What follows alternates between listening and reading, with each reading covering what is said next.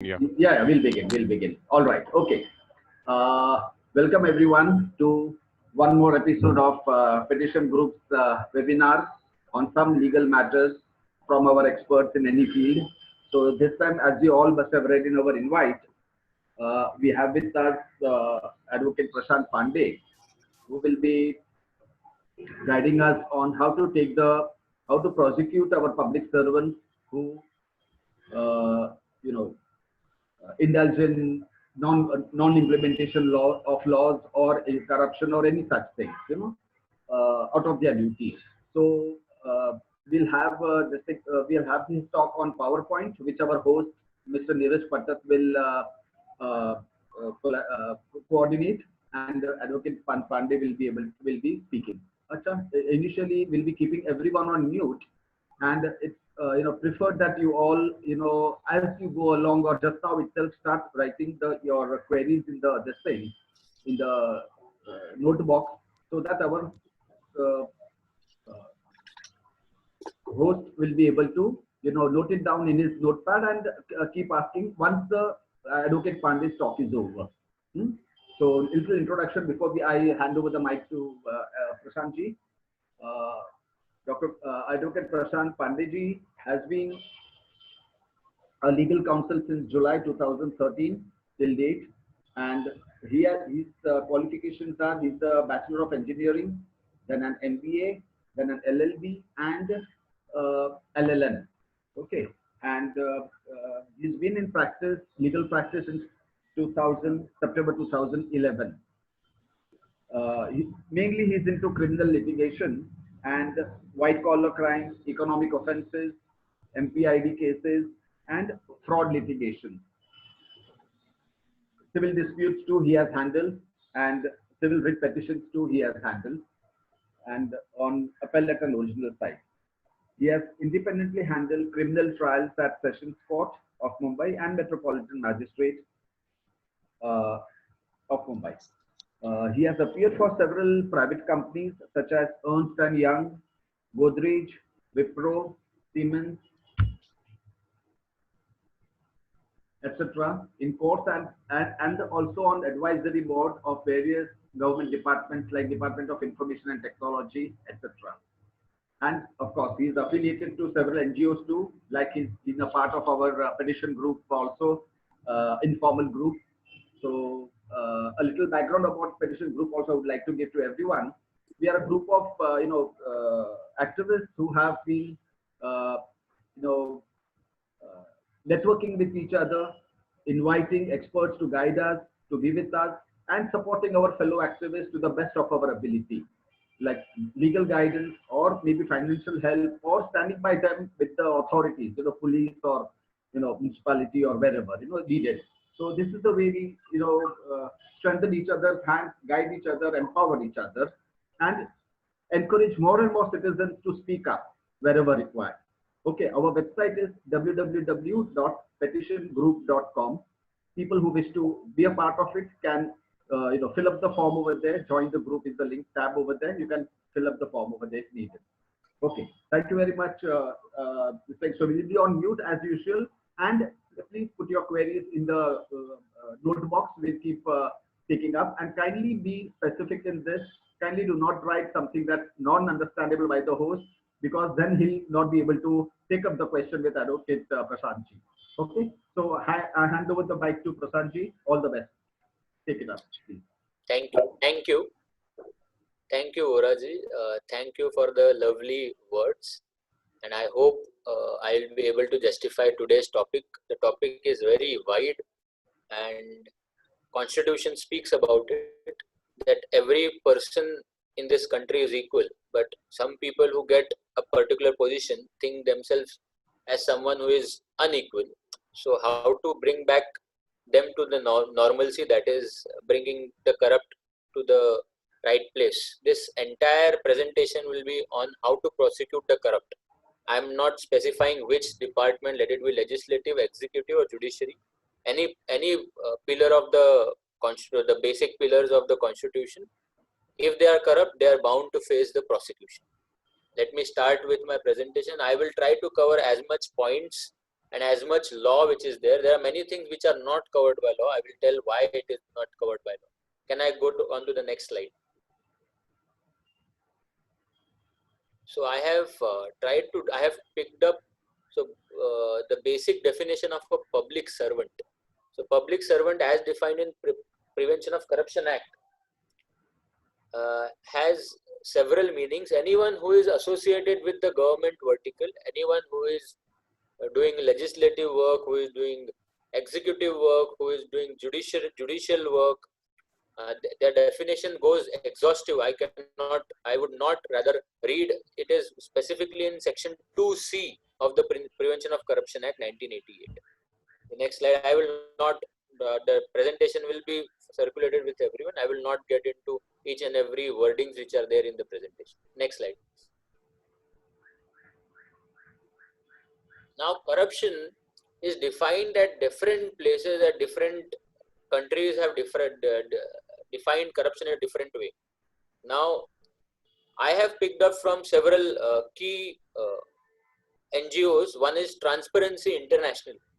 So we define corruption as abuse of interested power for private gain. What are the examples? Public servants demanding or taking money or favors in exchange of services. Politicians misusing public money or granting public jobs or contracts to their sponsors, friends, and families. Third, corporations. These are private corporations bribing officials to get lucrative deals. Now, second is bribe. There is a difference between corruption and bribe. A sum of money or other inducement offered to bribe someone. Now, corruption can be in government. Bribe can be also in privates. There can be a bribe between two parties to settle a dispute. That may not form the part of corruption. Their gratification is defined under section 7B of PC Act, Prevention of Corruption Act. What is gratification? Is getting pecuniary gratification or anything which is quantifiable.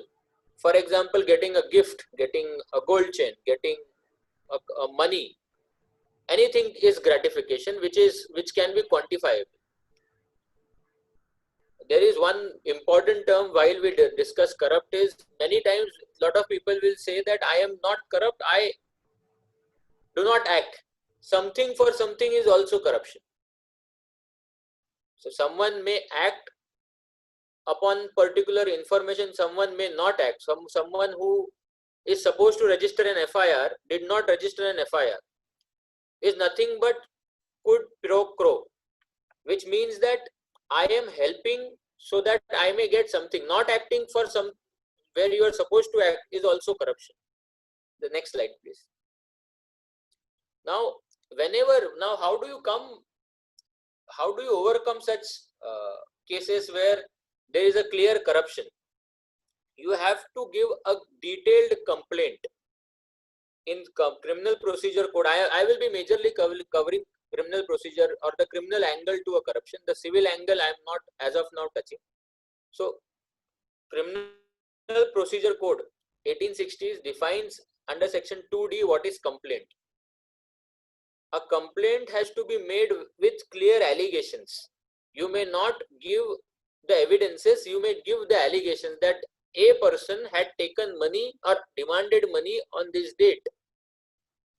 You may or may not have evidence, and you can give these complaints to several forums. For example, for a police, you can give a complaint to the police commissioner, you can give a complaint to the police complaints authority, you can give a complaint to the human rights, you can give a complaint to the Bombay High Court or whichever High Court you are from. The next slide. Now, there are a lot of people who have this apprehension that we don't have a locus standi. Now, Prevention of Corruption Act states specifically where can anyone file a complaint? Answer is yes. If it is loss of a public exchequer. Now, other side, that is the CBI or police station or any investigating agency is not taking cognizance is a different issue. They do not want to work is a different issue. But do you have a locus standi? In criminal procedure, there is no definition as you don't have a locus standi. What Prevention of Corruption Act says is this: whether the appellant has locus standi to file complaint for prosecution of offences alleged committed by public servant under the Prevention of Corruption Act. There is no provision either in 1988 or Criminal Procedure 1973 which bars a citizen from filing a complaint for prosecution of a public servant who is alleged to have committed an offence. So this makes it clear, neither CRPC, neither the Prevention of Corruption Act bars anyone who knows that there is a corruption which has happened. Now you may not have an evidence.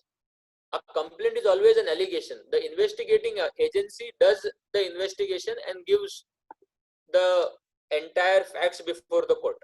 Now I have highlighted few. If you see at the bottom of the slide, there are few sectors which I have highlighted. This is 2012 report of Ernst & Young, which says that these 4 sectors have majority corruption. First is infrastructure, second is metals and mining, third is aerospace, and fourth is power. These 4 sectors in India constitute to approximately 60% of the corruption of the country. Next slide, please.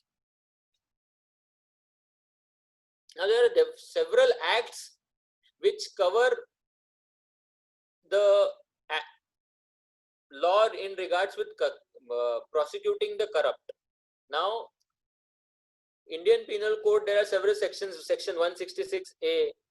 There are other sections which deal 409, 406, where if a person has volunteered to not take cognizance of a particular offence. One is Indian Penal Code. Second is Prevention of Corruption Act, where there are the definitions and how to deal with the corrupt officials, what is gratification is being dealt with. Third is FCRA, Foreign Contribution Regulations Act, where a lot of people have received the foreign money. In fact, there are few cases where they have started imposing FCRA guidelines, prosecution against the NGOs. Now, in Companies Act, also there are certain sections which deals with corruption, where in their balance sheet they try to hide the corruption as the marketing expenses. They try to bribe several officials to get their work done. Even for that, Companies Act has certain sections. I will deal with that sections if required subsequently in another presentation. But as of now, I am going broadly only on the acts. Then there is a Central Vigilance Act. If you have complaints against the several UPSC appointed cadre, you can complain through Central Vigilance Act. You can complain through Lokpal or Lokayukta Act 2013. There is a lot of people now can complain if you find that a person or politician who is not getting a salary of 80,000 and has 4 Fortuners and 10 flats. You can complain to the Lokpal, you can complain to the Central Vigilance under Central Vigilance Act. You can also complain to the Prevention of Money Laundering Act. How does the money is getting flowed? You can also complain. There is a new act in 2015 called Black Money, Undisclosed Foreign Income and Assets Imposition of Tax Act. You can say that if a person who is having salary of 40 or 50,000, he has 5 flats, and a person who is being a CEO and has only 2 flats, you kindly see that there are black money. Either he should disclose his sources, or there should be an act, or there should be an offence which should be made out of the 2015 Act. Then there is recently there is an introduction of Fugitive Economic Offenders Act. There Nirav Modi is being booked off. There is an Income Tax Act. Many times you see assets which are not disclosed. There are assets which are huge and humongous to a lot of public servant. You can give a complaint under Income Tax Act. Then in Constitution, for protecting several government citizens, they should not be removed directly. They should not be terminated. There should be a due process of law of inquiry before termination of corrupt is under Article 311. And there are certain rules which are to be followed. Let it be a state cadre, let it be a central cadre. And these rules are Civil Services Rules, All India Services Rules 1968, rules regarding assistance of government servants in criminal cases, and Central Services Rules 1965. These are the several rules which are being followed when there is an case or there is an inquiry pending against the officials against the corruption or any other misconduct which they have done. Next slide. Now I would come to several agencies which handle corruption. One is the local police station. I'm talking only about the criminal part. Local police station, their anti-corruption bureau, which is pathetic, I would say, at least in the state of Maharashtra. The conviction rate is minimal. The prosecution rate is very minimal. Only people who are not esteemed get prosecuted. The next comes is central agencies like CVC, CBI, Enforcement Directorate. There is something called as Serious Fraud Investigation Office, which is in regards with frauds in the companies. Then in regards with if you have a complaint against the police officials, you can approach the Police Complaint Authority or State Human Rights. And obviously there will be a magistrate court and high court if you have a complaint against any of the agencies above who has not worked. You can complain to either magistrate or the high court. The complaint follows as per the criminal procedure code. You have to follow the 154.1, 153, 154.3, 156.3. Now what are the hurdles? Now when the law was framed, whenever any complaint is filed, for example, there was a wrongful confinement of a person, or I saw a person taking bribe at the traffic signal, you go and complain, and there is an FIR registered. Many times, while filing the charge sheet, there is no sanction. Sanction is you have to take a sanction from the appointing authority. In Indian Penal Code, it is 197 of the Indian Penal Code, which states that judges and the public servant has to have, for prosecuting them, you have to sanction. Now this is protection given only for a very limited scope, that is while they are discharging their duty, if they commit certain offense. For example, if someone takes money in their office, that is not discharging of their official duty, there is no sanction required. So a lot of people have this fear that what if there is no sanction? Sanction is only when there is requirement of while discharging their official duty, they commit an error or they commit a crime. Only then sanction is required. The same way in section 19 of PC Act is only when cognizance has to be taken. There is a difference between filing a complaint and cognizance by a court. So section 19 of PC Act is also sanction where it is requiring only in regards with taking cognizance. So I have specifically mentioned there is a difference between filing a complaint and taking cognizance. I may file a complaint, the court may not take cognizance. So at that stage, what is a stage of cognizance? Once a cognizance is taken and summons are issued to the accused, whoever is corrupt or whoever has done the wrong act. Once the summons are issued, it is said to be taking of cognizance.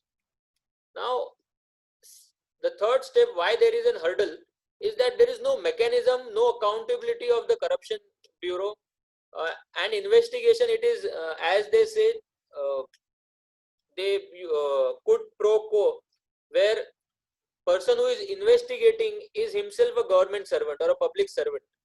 He being fair or being inclined towards the public servant is higher than the person who is complaining.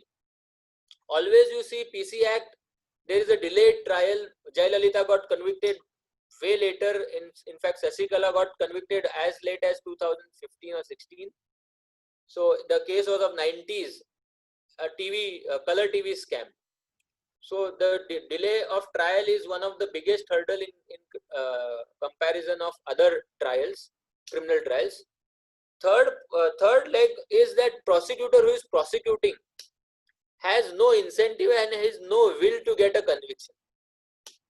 So whenever there is a complaint which you are interested, I would suggest that you apply to the state government that I want to be either appointing my own lawyer to prosecute the case, or you give a special public prosecutor. You would at least have more inclination to get a conviction. Next slide, please. Now, I would speak more on this slide. So, how do you prosecute the three pillars of the democracy? Like, to give today's recent week's example, Prashant Bhushan was called for contempt, an 11-year-old contempt petition, which was, he had mentioned that 60% of the chief justices of India were corrupt. For that, for this statement, he was being taken to contempt, where his father, who was the then law minister, says that I want to implead myself. He is such a stalwart in law who had convicted, he was the person who appeared for Raj Narayan and got convicted Indira Gandhi. Person of that stature stating that 60% of the previous chief justices of India were corrupt, and still they are the person who makes this statement is getting prosecuted. It is a very sad state of affairs, but now we have to deal with it. In fact, one of the very stalwart in the field of law states that judiciary never meant to keep a check on entire parliamentary decisions. Now, right now, what is happening is entire parliament makes a law, and two judges of High Court or even Supreme Court overturn the law. So they basically overturn the entire country's will. Like, for example, NGSC was being overturned. This was not the what was in the mind while framing the law or framing the democracy for the independence of judiciary. Judiciary should remain for only interpretation, not making the law. Right now, there is lot of judicial overreach. They are stepping lot on the legislative and also in executive. Now that is in regards with the judiciary. Let me focus on the three pillars, that how can we prosecute them.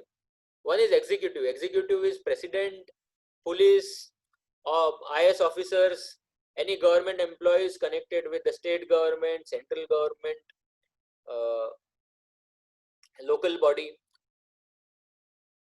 Executive, you have to file, again the step is you have to file a complaint to anti-corruption or the local police station. If it does not stop there, there is no action, then you have to approach the department head. If even it does not stop there, you have to approach the chief secretary or the governor. If it is a central government agency, you can approach the CBI, CVC, Lokayukta, State Human Rights, High Court. Now what we have to see is state government, the biggest asset the state government or executive has is their chair, and that is also the biggest liability. If they have a complaint pending in their ACR, what is full form of ACR is annual confidential report.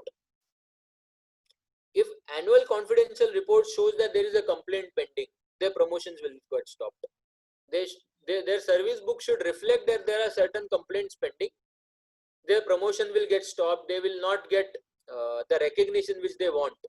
So many times writing letters or complaints may we can ensure that this ACR and service book of this government servant or public servant gets affected by our complaints. The next part I would come is legislative. Legislative is the elected officials. So there are certain acts which speaks about this. One is the Representation of People Act. What is happening is horse trading right now. Not a single person till today has been convicted or even charge sheeted for horse trading.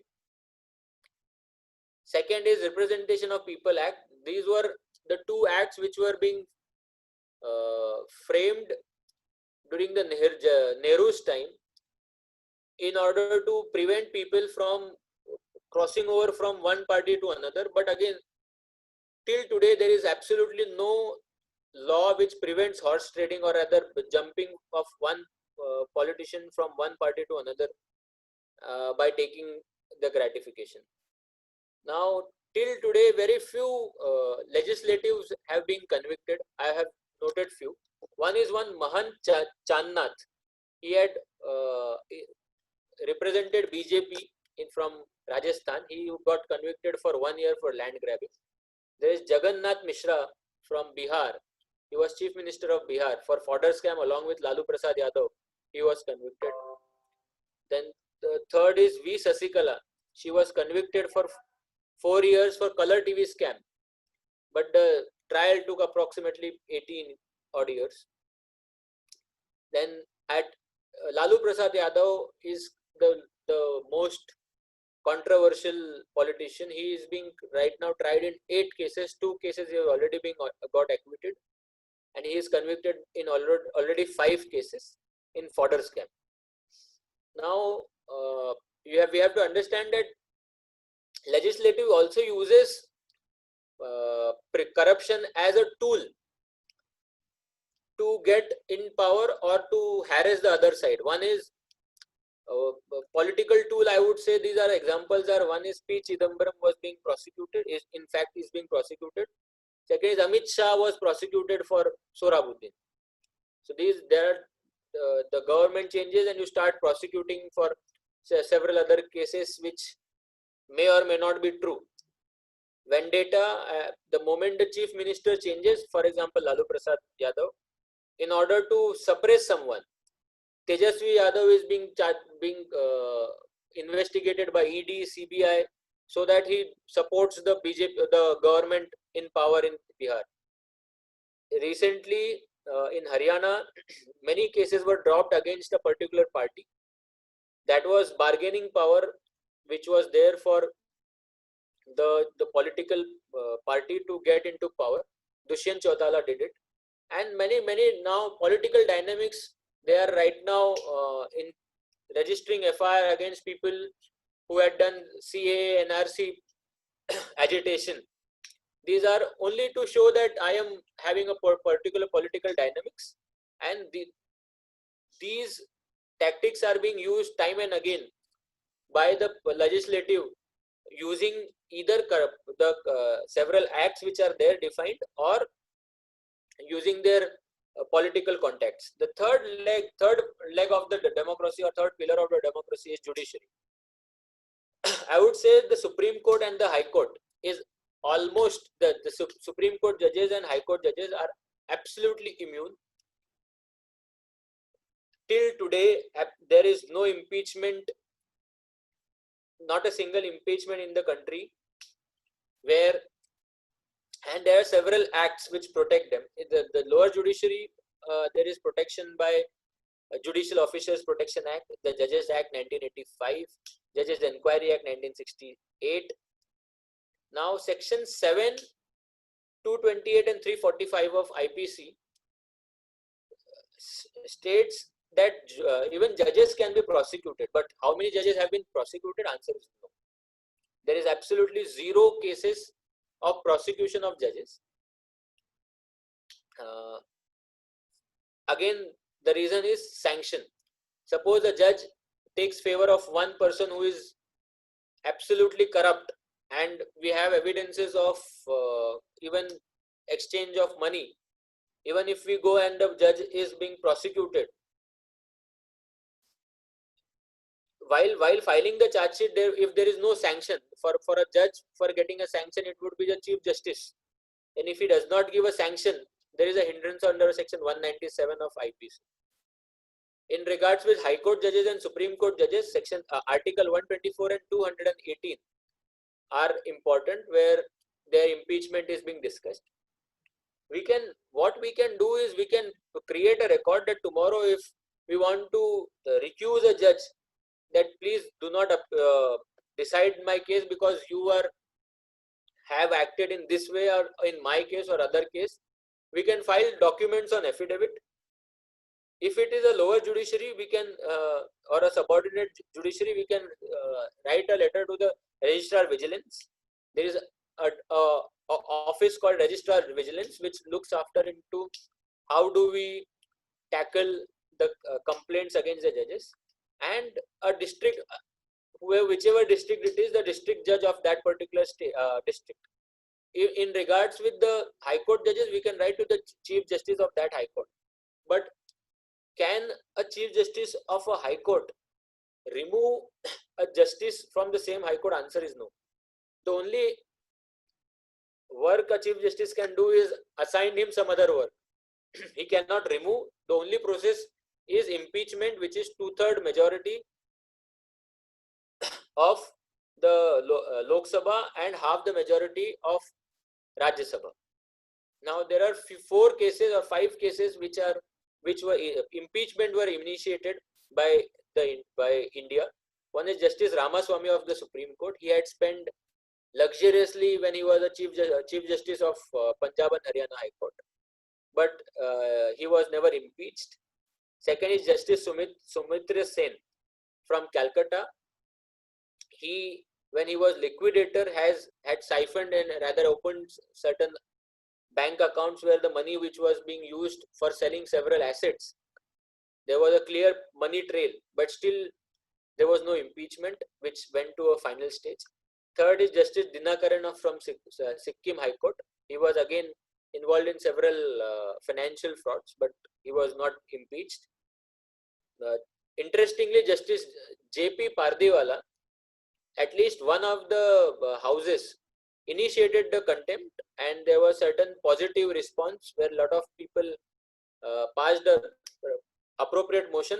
Reason for him to getting impeached is he commented on reservation in the country and corruption.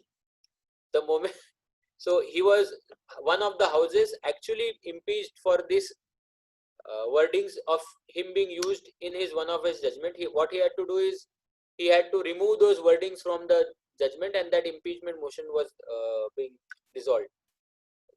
Another was CVN Reddy, where he was involved in several financial scams, but there was no logical end to the impeachment process. So practically till today, if you become a High Court judge or a Supreme Court judge, you are as immune as God.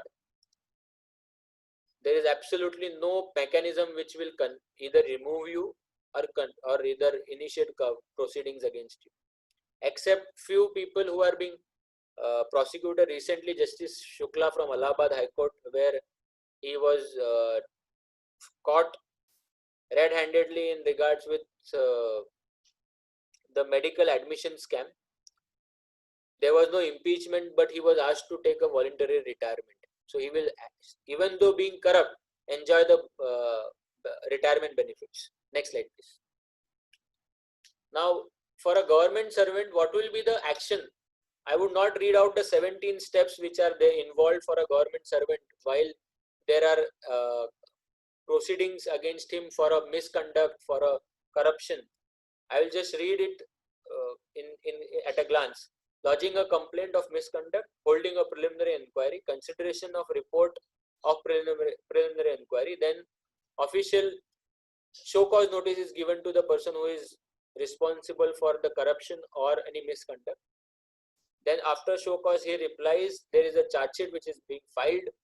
After the charge sheet, there is a scrutiny by disciplinary authority, appointment of an inquiry officer, legal assistance to the other side who is corrupt, attendance and examination of witnesses, submission of inquiry report, show cause notice to the delinquent employee, submission of reply by consideration of past records of delinquent official, penalty if penalty or conviction, whatever we call it, and final order. And he can also appeal against this order in MAT or CAT, wherever he is being employed. If it's a state government, it will be Maharashtra Administrative Tribunal. If it's a central government, it will be Central Administrative Tribunal. Now, what can be a departmental action if someone is corrupt, other than the criminal court, which will be dealing with the Prevention of Corruption Act or the Indian Penal Code Act, Indian Penal Code trial? There will be departmental action. One is he would be suspended. Second is there can be a possibility he may be terminated. Third, he will not have a promotion or ad hoc promotion till the entire name gets acquitted. There will be salary deduction or no growth. There might be a compulsory retirement which will be forced upon him, or rather given to him, that if you retire compulsorily, we will not take any actions. Generally in government, there are certain GRs which says that until you are convicted, there will be no termination. And there will be no promotion stopped until you are being arrested. So for example, if there are certain PC Act cases initiated against a particular government official, if he is not arrested, there will be no suspension. And if he is not convicted, there will be no termination. Next slide, please. Now, I have mentioned time and again in my previous presentations also, there are many mistakes which a common man does while dealing with any type of complaint. So many times these are, when you go and give a complaint, you are being given assurances. You go with an oral communication, you don't go with a written communication, you don't go with the documentation, you don't go with a valid proof. You don't know if that man asked for 5,000 rupees, maybe 3,000 was the expenses for doing a particular job. Maybe someone from municipal corporation, if they had to say repair a particular thing, the repairing would have costed 3,000, so I should have given 3,000. So ignorance of law, that municipal corporation's job is to do the municipal work. Third is, we do not, whenever you give a complaint, you do not do an alternate mode of service. You have very limited scope. You make allegations which are very short, like I saw him doing this. There is never a complaint which should be a hearsay complaint. You should be a direct evidence to that particular crime. Don't operate self. You try to write to several authorities. No legal opinion sought. In fact, I would rather say, if many people from petition group have knowledge of in regards with how do we prosecute this, or either a lawyer or whoever has understanding that how do I deal with these criminal complaints. And don't stop when one level starts giving answer as no, go to the next level, go to the third level, go to the fourth level. Don't stop unless you get an answer. What are the remedies is, you should get a written receipt of every complaint which you give, written communication, you keep a documentation, if possible keep a valid proof, if possible be aware of law. For example, now under public servant definition, private banks are covered because they are dealing with public money. Use of at least 2 modes of service. Keep end in mind that how do the trial, what will be the evidences, if required I have to produce those evidences before the investigating agency. If possible, how do I produce those evidences? Take up opinion. Again, as I said, don't take answer no as an answer, and don't stop in a hierarchy. So again, I have time and again said that if you go as small complaint as if you go to a police station and he is not taking your complaint, call on 100 and write from the police station, say the entire facts on 100 number. There is now, you can also email the said facts before going to the police station. You have emails of several police station and also the commissioner of police, so that you create a record. People lie, documents will not. So do's and don'ts are, you mention everything under 100, go with a statement, get a receiving date of incident, time, facts of each minute detail. Do not do is go to a police station and try to give a oral complaint. Go to the police station with a duplicate or triplicate copy, and in your complaint don't give your opinion, give facts. Don't give that there is an offense under this section, don't give this opinion. Let the police or investigating agency do that. Next slide, please. Oh, okay, wait. The previous slide, sorry.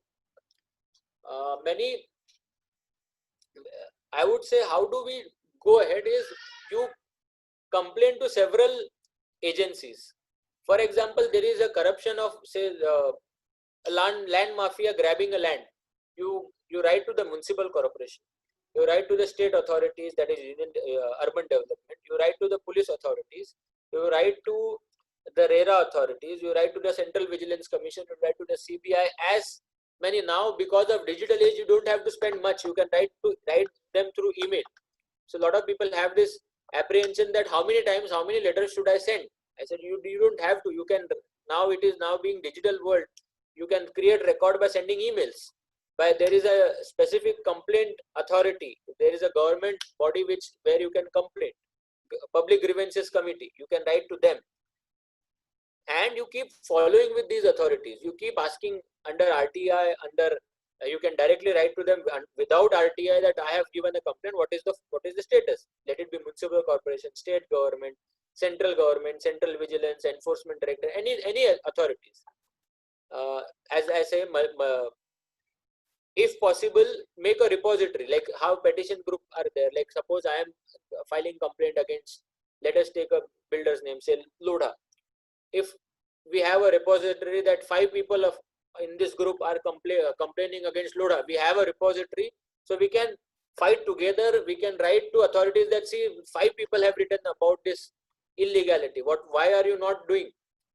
And if this is not the case, then you can take the next step. You can approach the court of law, that is magistrate, or even for that matter, if you have a good case, to the high court under the writ.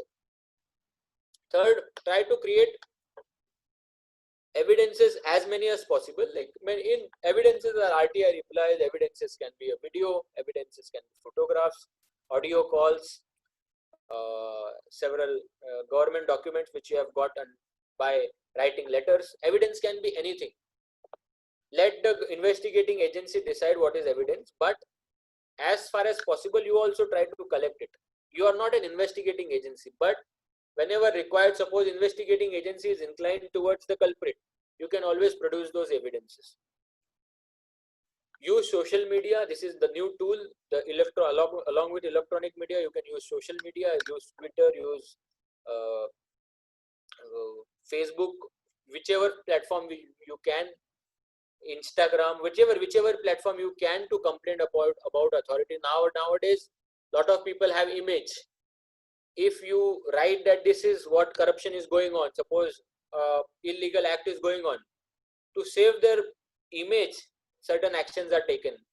If you show this on Twitter, to save their image, lot of municipal corporators, lot of municipal corporation officials, lot of state government officials, lot of central government officials start taking action because they want to get promotions, they want to get recognition, and to show to the people that I'm doing something. The social media platforms are working. And the we should not forget is also right to the appointing authority. Whoever is the appointing authority to this particular person, let it be legislative, judiciary, or executive, you have to write to the appointing authority that this is the complaint against this official. So in totality, you should not stop till you get an answer that what you want, and it is an uphill task, but there are a lot of people who are being very effectively being prosecuted. You have to keep hitting the nail again and again till it penetrates the wall. This is what it is. We are as a common man, we have to file a complaint of a public servant who is corrupt at a public servant, that is, say, judiciary, to ask him to decide, and which has to be investigated by a public servant, which is police. So it is an uphill task, but it is not an impossible task. We have to keep hitting the nail again. That's the only thing which I can say. Next slide, please. I think it should be the end of the case. So there are several important judgments which, right from CBI versus Ramesh Gheli. I have given many cases. I can quote 10 more cases. I just wanted to focus on few important cases which are being decided. I think I have exceeded the time. No, I have not. So it's almost 50 minutes. So I am now end the entire presentation and leave it open for the question and answer. Over to you, sir. Nice. Thank you very much, Prashant Panditji. As you all have seen, friends, Prashantji has expressed his, given us a, very lucid explanation about how to, prosecute our corrupt public servants, the errant public servants. Okay, wonderful it is. At the same time, he has given his, company's name, the group name, mobile number, and the email ID. If required, you may get in touch with him. Now, friends, of course, queries would have come. There are, of course, queries coming in on the chat box. And I request the host to kindly read out so that Prashantji can, explain, give an answer to those one by one. Neerajji, please pick up the questions, please. The presentation can be removed. Yes.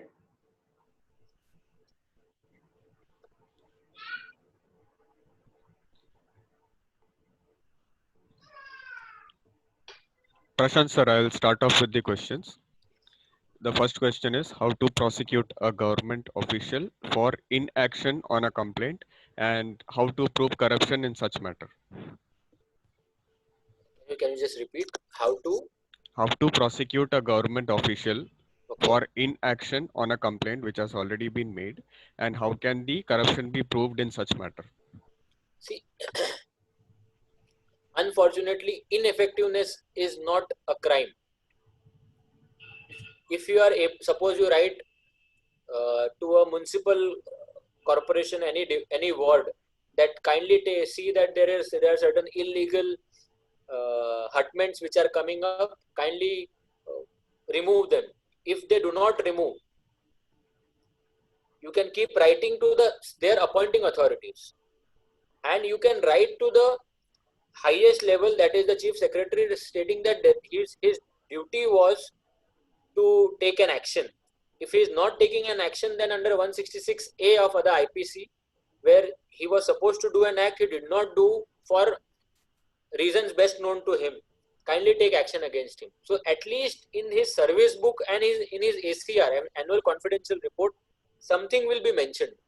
But if you say that how do I prosecute for inaction, for example, can I prosecute a police for not registering FIR? Answer is yes. But has any police got convicted for this? Answer is no. The next step is you go and file a complaint before the magistrate. The same way, if a person is not doing any particular activity, you approach the High Court under writ jurisdiction stating that, see, this person was supposed to do an act.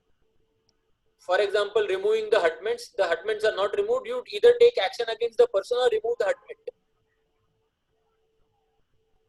If this is one way. Second is you can file a complaint under section 166 of IPC before the magistrate. But I find it very uphill task for getting convicted, because ineffectiveness is not a crime in the country of India. This is my answer.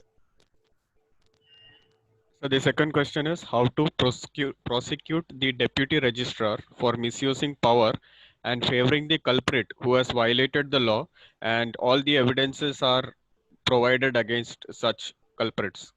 So someone who is doing quasi-judicial work like registrar, he has certain protection in regards with, always one party will be unhappy with a judgment or an order vis-a-vis the other party.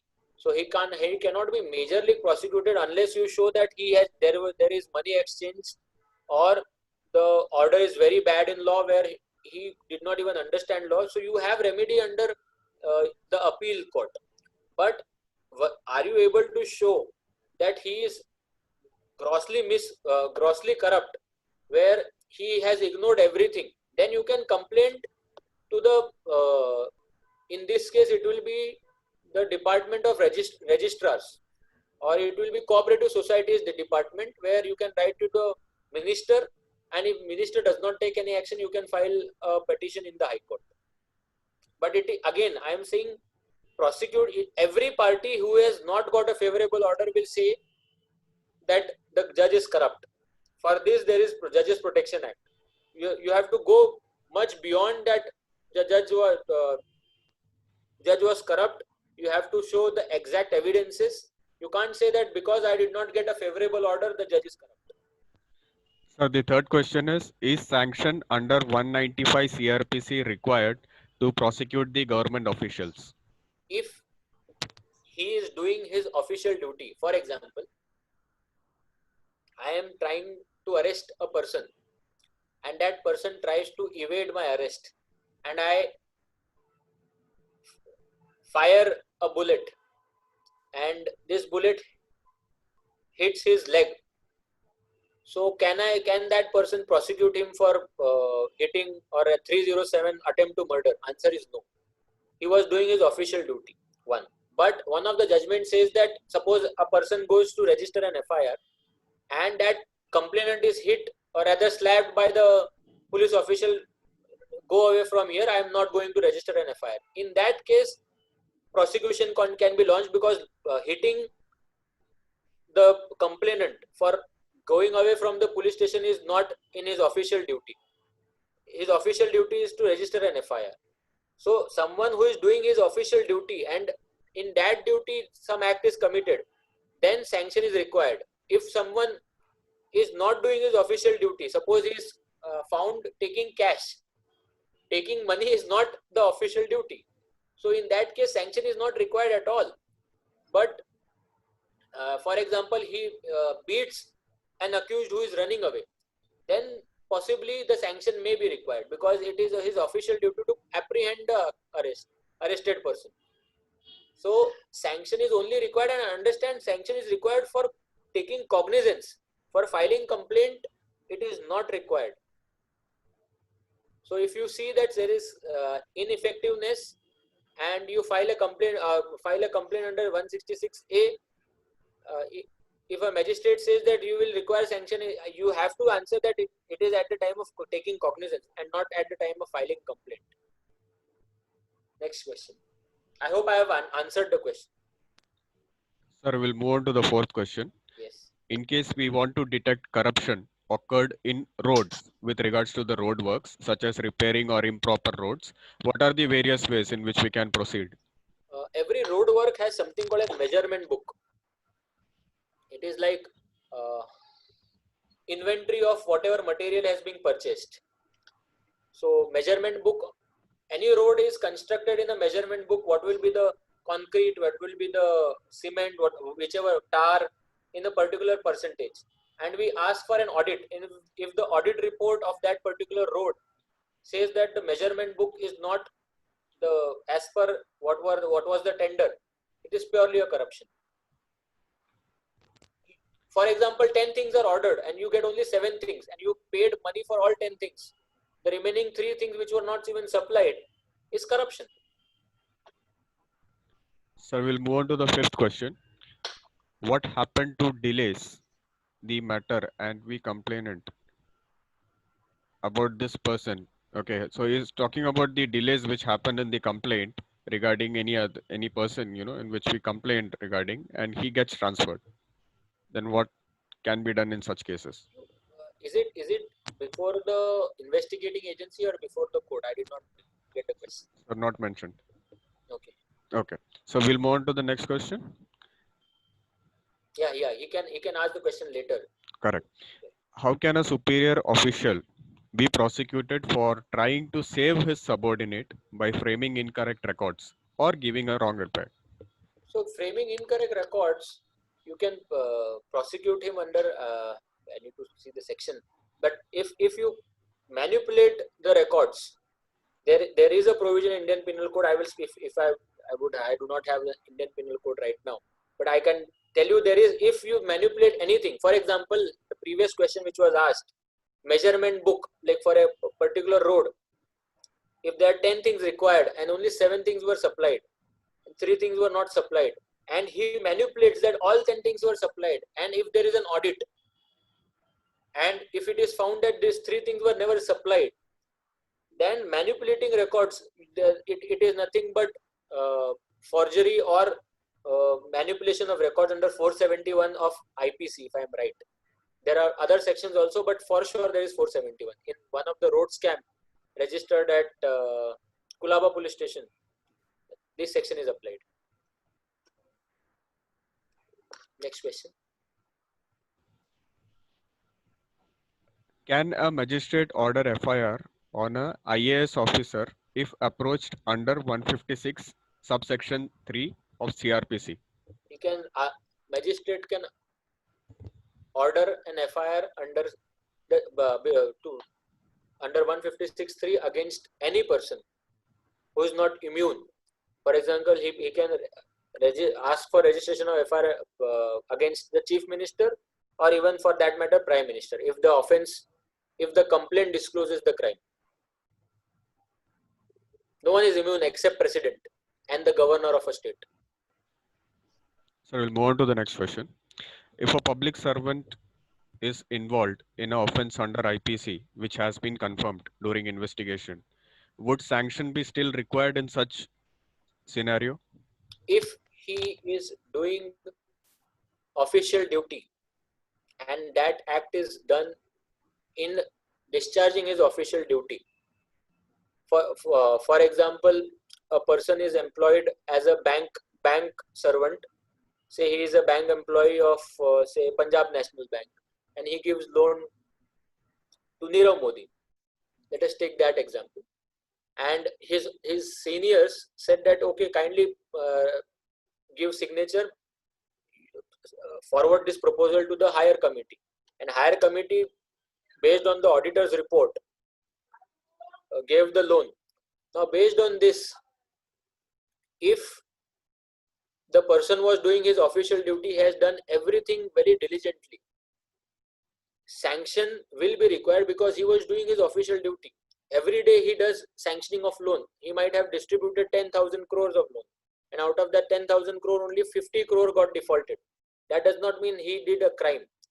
But if he did not see the audit report, if he overlooked the valuer's report, if he for a loan of 100 crore took only guarantee of 1 crore, which is against the RBI guidelines, then he has not done his duty, and for that his sanction is not required.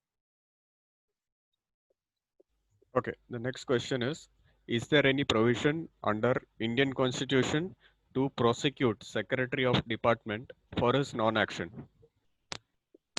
There is an act which is there, which states a minimal service guarantee, but again, he can be prosecuted under Indian Penal Code for inaction, for 166A, but he cannot be prosecuted for not working. He always can say, I had 700 files, out of which I cleared 650. Yours was 699th. So prosecuting for ineffectiveness is today, as of now, 2020, it is not possible. Maybe 2030, 35, we can, when everything is online and we can know when our complaint, and if it is first in first out process, only then we will be able to say that he did not do this work purposely.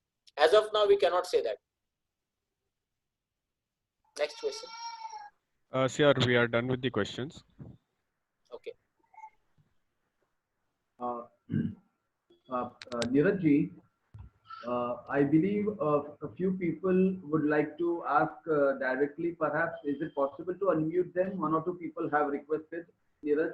Yes, sir. I'll start off with KVJ Rao, sir. Okay. Okay. Sir, KVJ Rao, I have unmuted. Yeah. Thanks. Welcome. Prashantji, good evening. There was a question asked whether you can prosecute a public police officer. I have got 3 orders under 156(3), and they have now rushed to the High Court. And the High Court asked them, how can you say you can't be prosecuted? So it is not difficult to prosecute a police officer. Provided you have all the documents in place, you can prove the malefides. He has no protection under law, any act for that matter. Yes. And like I said, like you've given a lot of citations, and I'm thankful for that. There are many other citations also where, see, earlier, like if one citation which I can talk about is the Institute of Chartered Accountants versus Vimal Kumar Surana. Till that point of time, everybody was saying, you need sanction under the act only to act against the officers.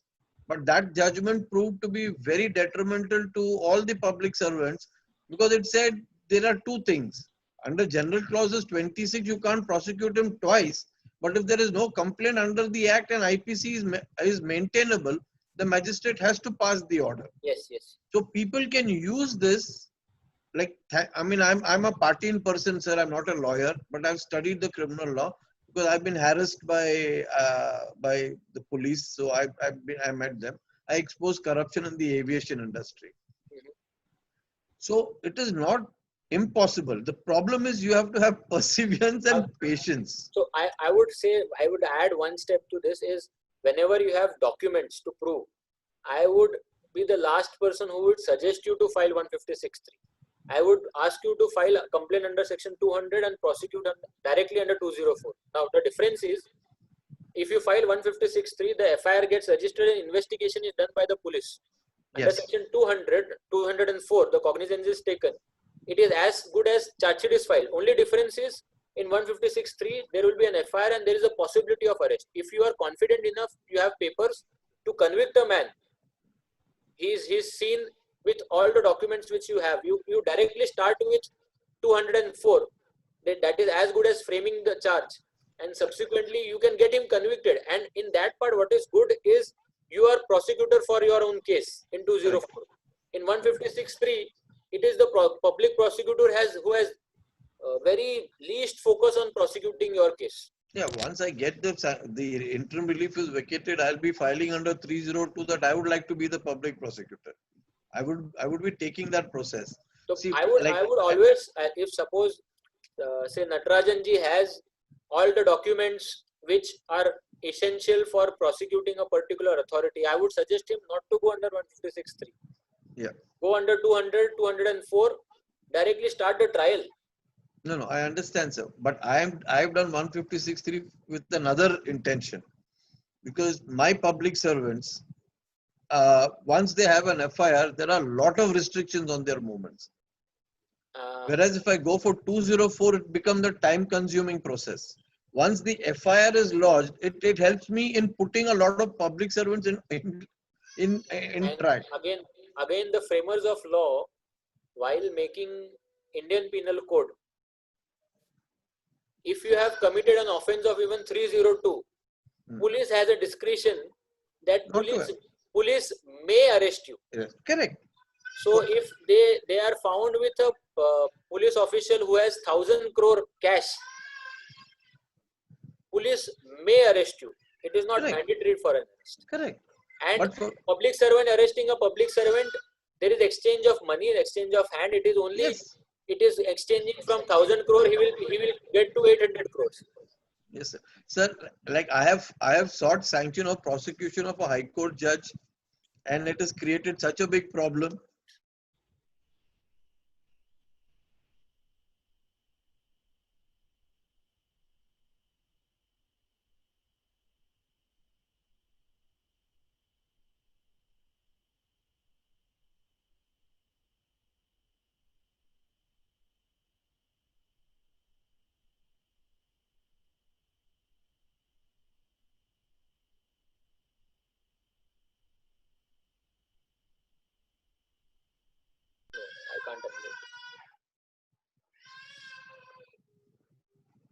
I can't unmute. No, you can't, sir. I think the host only has to do it. Sorry, sir. There was some issue with my connection. I got disconnected for a moment. Yeah, just allow Alex, Clarence, and Natarajanji to speak. Sir, I cannot allow everyone at once, so I'll have to not at once. One by one. Okay. Consecutively, yeah. Yeah. Exactly. Okay.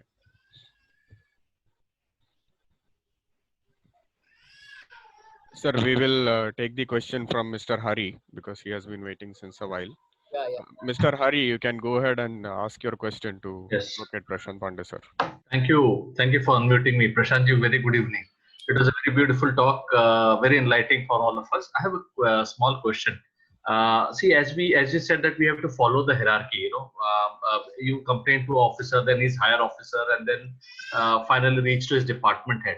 What is the general observation what we see? I write a letter. For example, if I'm writing complaining about ward commissioner or DMC to the municipal commissioner.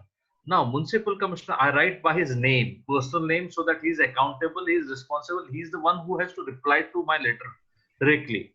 But what he does, he just forward to his one of his subordinate for necessary action.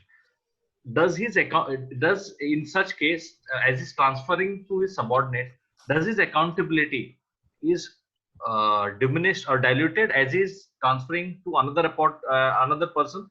But my letter is addressed to him as in person. For example, Ajay Mehta. If my letter is addressed to Ajay Mehta, even if I go and file a case, Ajay Mehta himself has to come to court, not his subordinate. Because if I insist that I want him in person, so he is the one who is accountable. So in this case, yes, sir. Next time, I would suggest to add one more line. Yes. I don't know if you are adding that line or not. This complaint is addressed to you in person, and kindly do not delegate the work which is not permissible in law. Okay. I'll mention that. Okay. Thank you. Sir, next. In fact, if you read MMC Act, there are certain sections. If I think 475. I need to get the MMC Act, which says that certain work can be delegated and certain works cannot be delegated. This issuing 351 notices, 354 notices is being given to a particular authority, and it cannot be delegated. Like municipal commissioner can't say that okay, you are JE, go and demolish a particular building. There are certain works which can be delegated, certain works which cannot. Clarence, sir, please. Yeah. Go ahead. Yeah, I can hear. Can you hear? Yeah. Yeah. Achha, my query actually I had written down also. What we see across the cities about specifically because this land mafia thing, most of the time illegal construction is done in connivance with the officials. And the moment you raise a complaint, the first thing they do is, after issuing a notice, go and get a stay from the city civil court. And once that stay is granted, and then for that stay is never vacated for ages. So is there any scope actually where this is not just one ward to ward, it's across Mumbai, across everywhere. So what is the scope in this case? How to address this issue? So the one way is, first of all, this 351, 354 people approaching the city civil code under suit is not permissible. There is a Justice Oak's judgment which says that only remedy lies in 351 and 354 of MMC Act is High Court under writ. If they are going to the city civil court and getting a stay, immediately someone who is involved or getting affected by that stay should approach the writ court. Let the writ court say that you are not a party in this suit. All you have to say is there is a judgment by a division bench of Bombay High Court. There cannot be a suit which can be filed.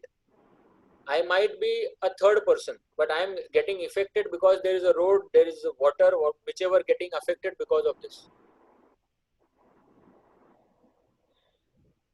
No, but recently I feel there is a 2018 judgment, which was actually given that rights to person to approach the city civil court. Actually, city civil court has to hear.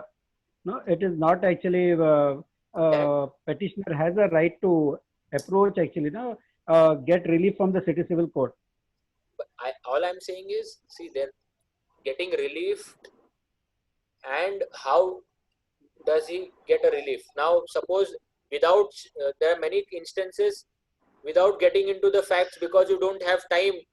Many judges pass an order due to paucity of time without getting reply from the municipal corporation. They get a stay, and this municipal corporation never bothers to get the stay vacated. Correct. So anyone who is affected should immediately approach the High Court. This is what I suggest. No, even when you go to the High Court, then again the issue comes of locus standi. Even recently, you must be aware, even one of my matter was actually withdrawn because of that locus standi issue. The locus standi in that happened because it was the person who was involved was available. If there is no person, for example, a hutment which has been there, and this hutment is blocking the road. So in that case, you can justify the locus standi. And if that is the case, we can always come to the court that how am I not having a locus standi when a particular illegal thing is affecting my rights in regards with municipal rights, say the road or water, whatever it is. If it is affecting my rights, it is causing me a problem. In one of the cases which you are referring was in regards with the person was available. Let him be in jail. If a person is not available, for example, there is a hutment next to a church. Any person who has problem with using that road can approach the High Court stating that if a church authority or maybe a temple authority or a masjid authority is not taking that issue, that is none of my concern. If he is blocking a road, he is affecting me. How am I not having locus standi in a right which affects me? No, I have one other thing actually. Even in my neighborhood, actually, I have noticed in Kalina actually, there are 20 cases pending in the city civil court filed by one person for illegal construction. 20 cases are pending in the city civil court. So for last 4 years, it is pending. So I We'll will. file What a is the PIL remedy? for that. We'll file a PIL for that. Okay, fine, fine. Clarence sir, there are a few others who want to ask. Okay, sorry, sorry. Yeah. Sir, next I will unmute Mr. Alex. He has been wanting to ask a question since a very long Alex time. and Shiv Narayan. Yeah, Alex sir is there and Natarajan sir is also there. Thank you, Neeraj, and Prashantji, thank you very much. My question is, can you hear me? Hello? I can hear you. Yeah. I can't My see you, but question I can is, hear you. the basic thing what we all face is delays, and even in the court of law, there are delays which derails the whole system.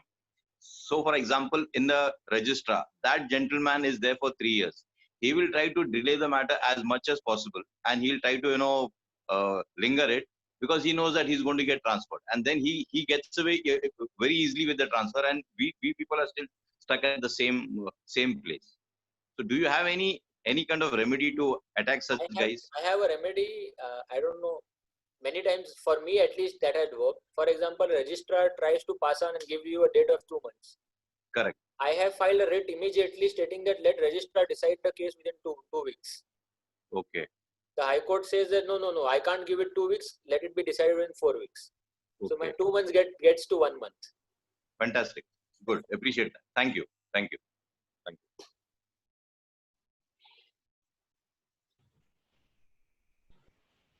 Sir, next is Mr. Natarajan sir. Yes, question or questions? Natarajan sir, please go ahead. I can't hear you. Yeah, I know. Hi, Prashant. Hi. Excellent. I learned a lot today. And I think I'll get more hammer and tongue now.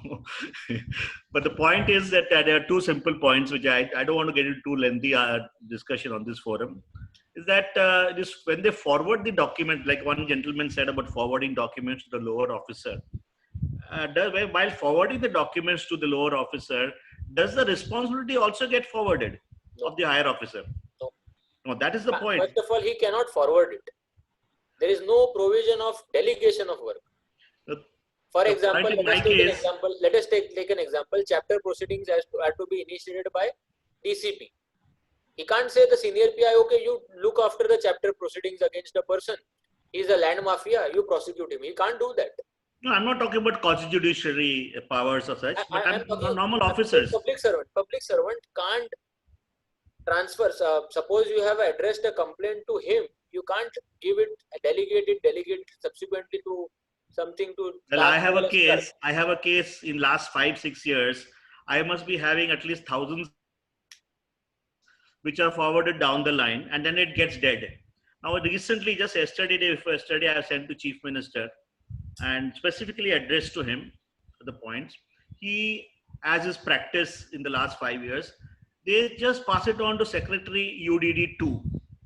Now, I wrote another mail which said, please don't do that, because for the last 5 years you have been doing that you have been sending to Manisha Patankar, and now you're sending to Mahesh Patakar. Nothing happens, because I have met Manisha also. That mail also they sent it back to Patak. So this is the chief engineer DP, for example, Chitore, goes on passing down the line, and the down the line passes to his down the line.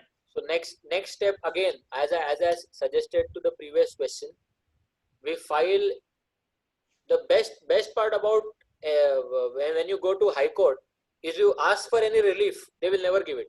But if you go to High Court stating that I want this authority to decide within 4 weeks, they will immediately pass an order. Okay, decide within 4 weeks. Yes. That's the easiest order we can get. Correct.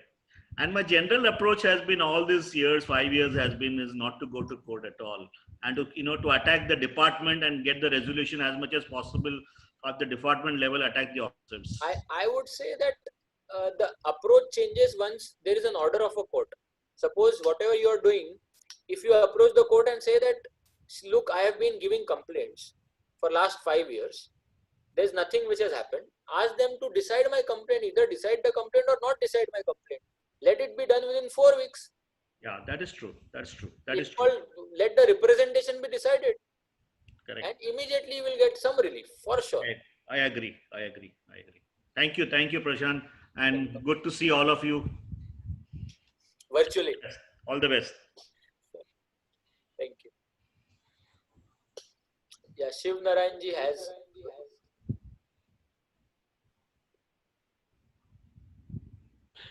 I've unmuted Gautam. So Gautam, you can go ahead and ask the question. Sir, we'll take the Shiv Narayan's question after this. Prashant ji, thank you for a brilliant session. I just want to ask you a slight deviation. If while fighting a government official we go to court and our own lawyer gets influenced by the opposite party, what is the simplest remedy to deal with that? I mean, your own lawyer, if he's makes frivolous charges, or starts blackmailing you that you pay me this much, otherwise I'm not going to give your documents and things like that. So I mean, it's a slight deviation, but I just want your 2 minutes. First of all, changing the lawyer. Yes, sir. One, changing the lawyer. Why am I echoing? I don't know. Hello. Sir, I have unmuted him. I think the echo was from Gautam's end. Yeah. Okay. First of all, change the lawyer. Second, no client can be denied documents because he has not paid to the lawyer.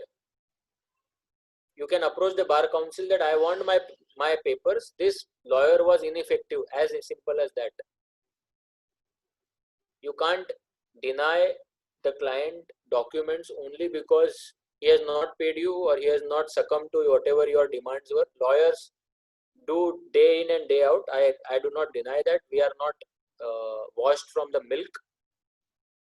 But if anyone does it, take him to the bar council. Bar council again does not act. I don't think any lawyer in entire India would have got punished till today. At least I have heard that at least 1,000 complaints go every day across India, but hardly anyone gets prosecuted or taken any action, disciplinary action for misconduct. But vis-a-vis, you can get your papers for sure. Bar council, you will get your papers. No lawyer can deny you papers, at least that I will not give you papers because you have not paid fees. This is professional misconduct. Shiv Narayan ji, I have unmuted you. Please go ahead and ask your question.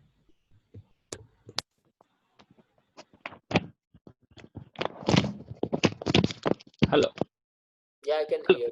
हाँ. सुन रहा हूँ मैं. बोलिए जी. हाँ. ये corruption होता है, जो करप्ट ऑफिसर और ये मिलकर के सरकारी संपत्ति का नुकसान या चोरी ये सब होता है.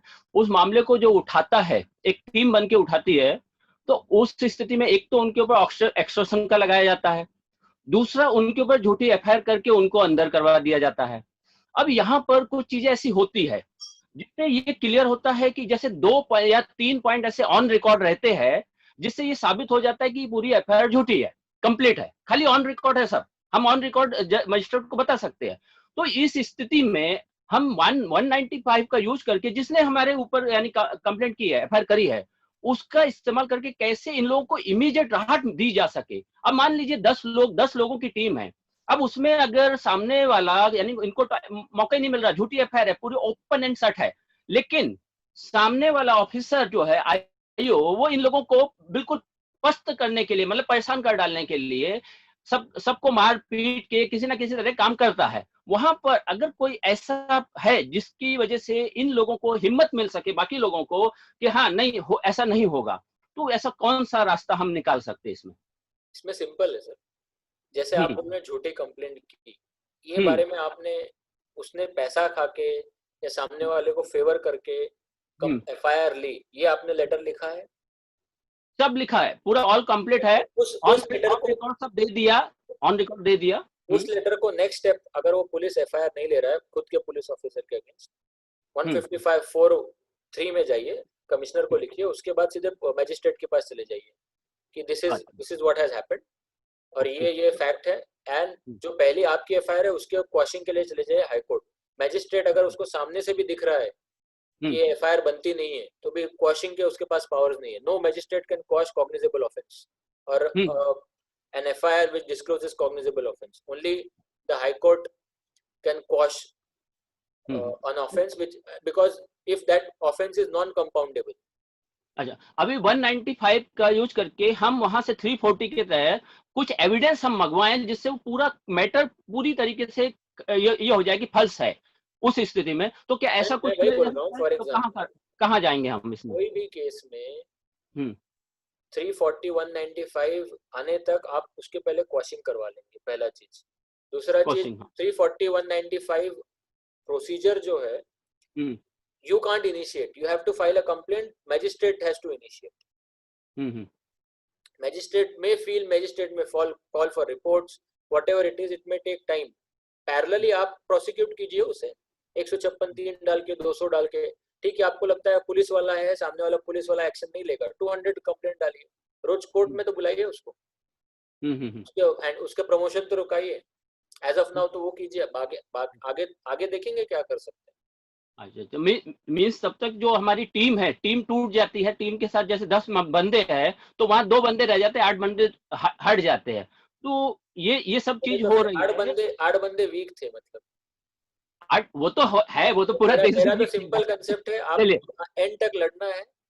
ऐसा नहीं कि आपके ऊपर 2 FIR हो गए तो आप रुक गए, तो फिर the whole purpose gets solve. FIR is just an allegation. अभी मैं बैठा हूँ, अभी कोई मेरे अगेंस्ट कहीं पे दहीसर में FIR कर रहा होगा कि मैं चोरी कर रहा हूँ, मैं तो रोक थोड़ी ना सकता हूँ. करे भाई, FIR करो, जिसको करना है करो. FIR is just an allegation. Investigation report is also just an allegation convert his finding. Unless the court takes an cognizance, it is not a crime. Okay, ठीक है. Okay, thanks. और कोई क्वेश्चन है? लेकिन आपके ऊपर FIR हुआ, अभी कॉग्निजेंस नहीं लिया है. जब कॉग्निजेंस लेने जाएंगे तब दिखाइए जितना एविडेंस. कॉग्निजेंस नहीं लिया जाएगा. Okay, thanks. Yeah. Any other question? Sir, we are done with the questions from participants. We will allow Gaurang Vora to, just finish off with the webinar. Yes. Gaurang, please. Yeah, I'll take over. Panditji, one.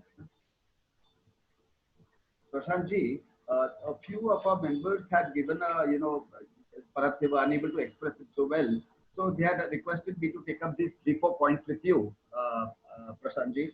One is, constantly they find that, irregularities occurring or, officers not acting on their complaints and, gross violation of laws. Now, is it possible that, is there a particular standard format of a letter, which complaint letter, which could be, used by us activists for us complainants, which, what do you say, makes them act on our complaint, something that will threaten them or something that will, they might feel that, abhi to kuch karna padega, So is it that way?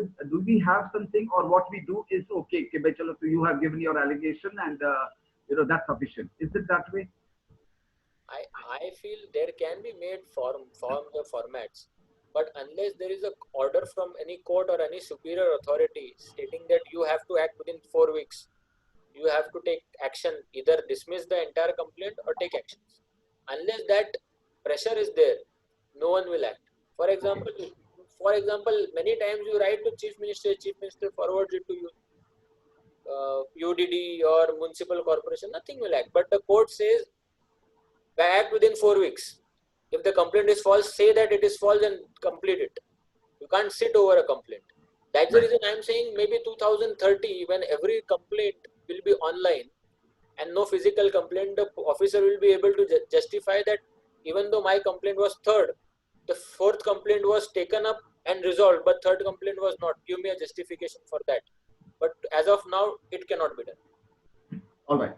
Now, this Delayed Discharge of Duties Act, you must be aware, transfer of officers and the long name it has got, 2006 or 2005 something. Which I could not hear you properly.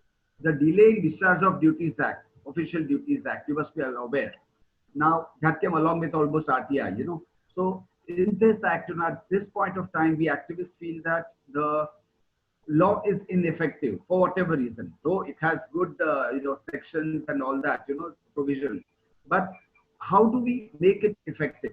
These officers or the seniors don't take cognizance of it. When we bring it to the notice of the superiors, the junior officers don't get penalized on that.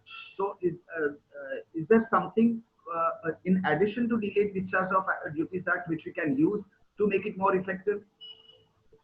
The only thing which comes to my mind is you file a complaint before the magistrate that he has done an offense also along with IPC, offense under Delay in Discharge of Duties Act.